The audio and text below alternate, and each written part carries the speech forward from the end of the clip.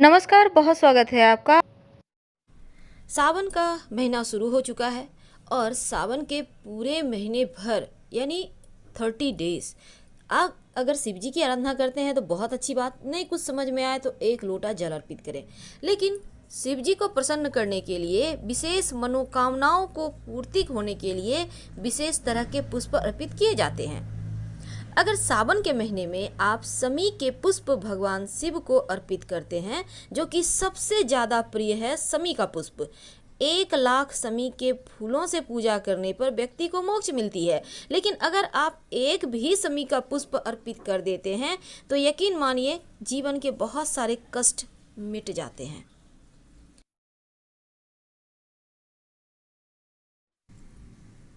धतूरे का फल, पुष्प, ये जो धतूरा होता है ना, ये आपके संतान प्राप्ति की मनोकामना को पूर्ण करता है। और अगर संतान है तो फिर वो बहुत उन्नति करता है। अगर संतान की इच्छा है, संतान की मनोकामना है, तो आप पति पत्नी दोनों मिलकर या आप अकेले भी कर सकते हैं। अगर धतूरे शिवलिंग पर अर्पित करें और लाल डंठल वाला धतूरा मिल जाए तो सबसे ज़्यादा उत्तम माना जाता है। सफ़ेद वाला भी ठीक है लेकिन लाल वाला ज़्यादा अच्छा होता है। अब बात करते हैं आक के पुष्प की। शिव पुराण में कहा गया है, श्वेत कमल के पुष्प और आक का सफ़ेद आक के पुष्प, जिसे हम अपामार्ग कहते हैं, भगवान शिव की आराधना करने से जीवन के कष्ट मिट जाते हैं और मोक्ष की प्राप्ति होती है। अब बात करते हैं हरसिंगार के पुष्प की। हरसिंगार का पुष्प से अगर शिवलिंग का अभिषेक किया जाए तो जीवन में सुख समृद्धि बढ़ जाता है। आप अगर अविवाहित हैं और सावन के महीने में अगर आप हरसिंगार के पुष्प से शिव जी का अभिषेक करते हैं तो मनचाहा जीवन साथी की प्राप्ति होती है। इसे हम कहीं कहीं पर कहते हैं दोपहरिया पुष्प। ये पुष्प बड़ा ही निराला है। इसका नाम बंदूक के नाम से भी ये जाना जाता है, लाख दोपहरिया। इसे शिव जी की पूजा करने से जीवन में कभी भी धन और आभूषण की कमी नहीं होती, यानी धन और आभूषण की प्राप्ति होती है और भगवान शिव जल्द ही प्रसन्न होते हैं इस पुष्प को अर्पित करने से। यह है अगस्त पुष्प। अगर अगस्त का पुष्प भोलेनाथ को अर्पित किया जाए तो आपका मान सम्मान यश बढ़ता है, प्रतिष्ठा बढ़ती है।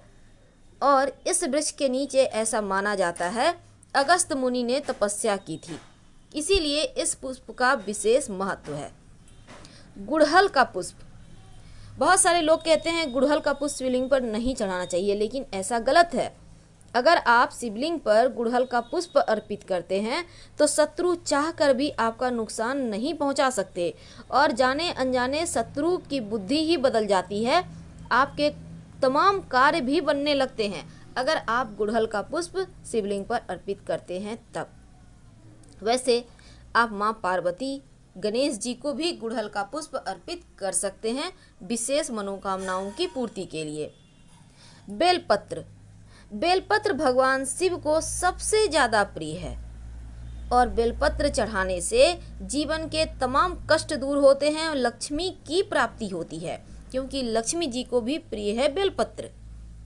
तुलसी की मंजरी भी शिवलिंग पर अर्पित की जाती है, लेकिन तुलसी के पत्ते अर्पित नहीं किए जाते। बेली के पुष्प। बेली का पुष्प अर्पित करने से आप अगर विवाह के इच्छुक हैं,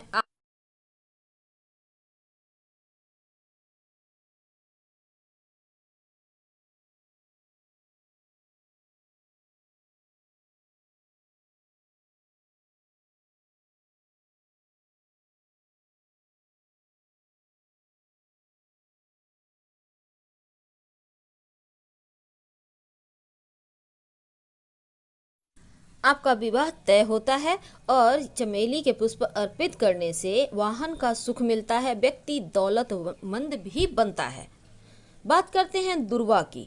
दुर्वा एक प्रकार का घास है, लेकिन दुर्वा अर्पित करने से जीवन में कभी भी खुशियों की कमी नहीं होती।